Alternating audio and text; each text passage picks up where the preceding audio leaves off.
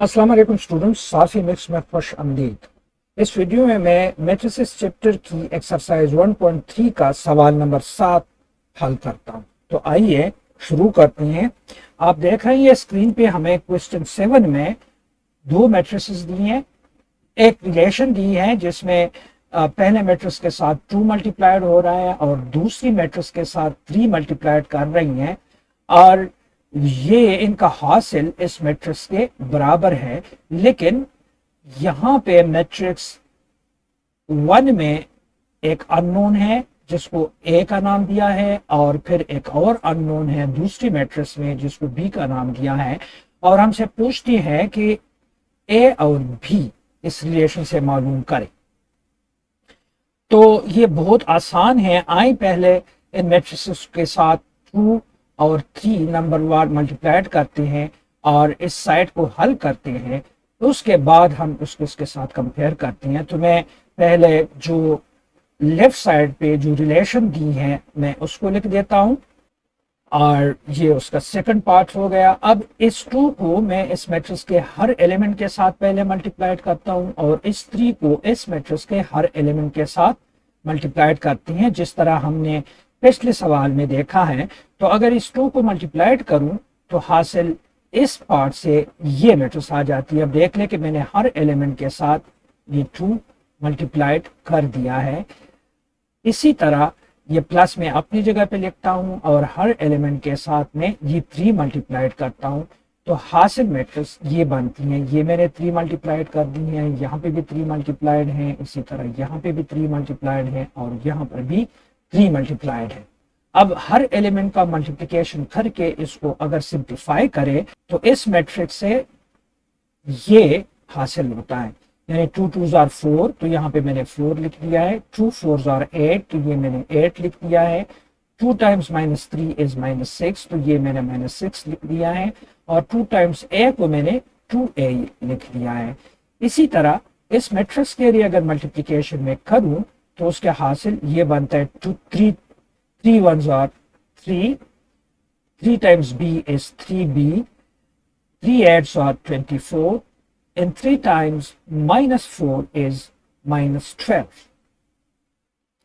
अब इन दोनों मैट्रिसेस को आपस में ऐड करते हैं, तो उसके एडिशन से हमारे पास हासिल मैट्रिक्स ये बन जाती हैं। यानी मैं मुतल्लिका एलिमेंट्स को आपस में ऐड करता हूं, तो इसके साथ 3 ऐड होगा, इस 8 के साथ 3b ऐड होगा।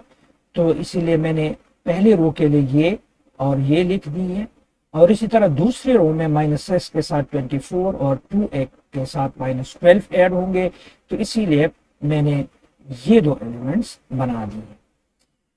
अब इसको मैं थोड़ा सा और भी सिंप्लीफाई कर सकता हूं, क्योंकि 4 + 3 is 7 and -6 + 24 is 18, और ये जो 2 रिलेशंस है उनको मैं उसी फॉर्म में लिखता हूं। अब ये लेफ्ट साइड की हासिल मैट्रिक्स है, और सवाल में हमें बताती हैं कि ये मैट्रिक्स इस मैट्रिक्स के बराबर है, यानी जो राइट साइड की मैट्रिक्स है। तो इसीलिए मैं यहाँ पे अब वो राइट साइड की मैट्रिक्स यहाँ पे लिख लेता हूँ।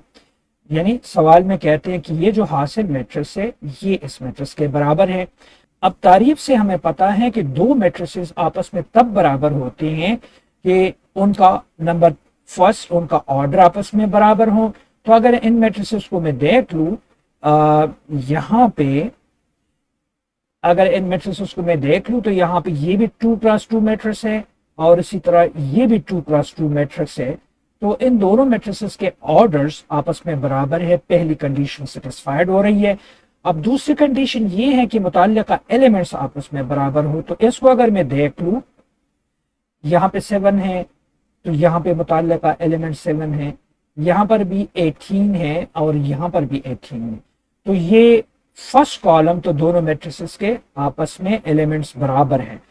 अब इन दोनों के इक्वलिटी से हम ये कंक्लूड करते हैं कि ये जो रिलेशन है ये इस 10 के बराबर, और ये जो रिलेशन है ये इस 1 के बराबर हो। तो इसीलिए मैं इन दोनों इक्वलिटी से ये रिलेशंस बनाता हूं। यानी 8 + 3b should be equal to 10, तो वो मैं यहाँ पे लिख देता हूं कि 8 + 3b = 10।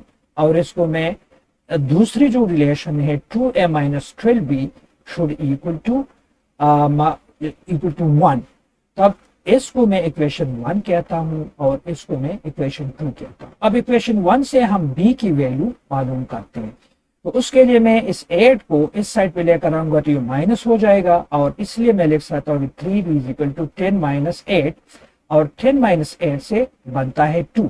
अब अगर इस इक्वेशन को मैं 3 पे डिवाइड करूं तो b की वैल्यू आ जाती है 2/3, यानी इधर भी मैं 3 पे डिवाइड करता हूं और यहाँ पे भी 3 से डिवाइड करता हूं, तो ये 3 इस 3 के साथ कैंसिल हो गया और b हमारा 2/3 का बराबर आ गया। अब इक्वेशन 2 से मैं a की वैल्यू मालूम कर सकता हूं, और वो मैं ऐसे मालूम करता हूं कि मैं इस 12 को इक्वेशन की इस साइड पे अगर लेकर आऊं तो वो 1 + 12 हो जाएगा, और 1 + 12 बराबर है 13 के। तो इसलिए अब अगर इस इक्वेशन के ये साइड भी मैं 2 से डिवाइड करूं और ये भी 2 से डिवाइड करूं तो ये 2 इस 2 के साथ कैंसिल हो जाता है। इस साइड पे लेफ्ट साइड पे इक्वेशन का a रह जाता है और राइट साइड पे 13/2।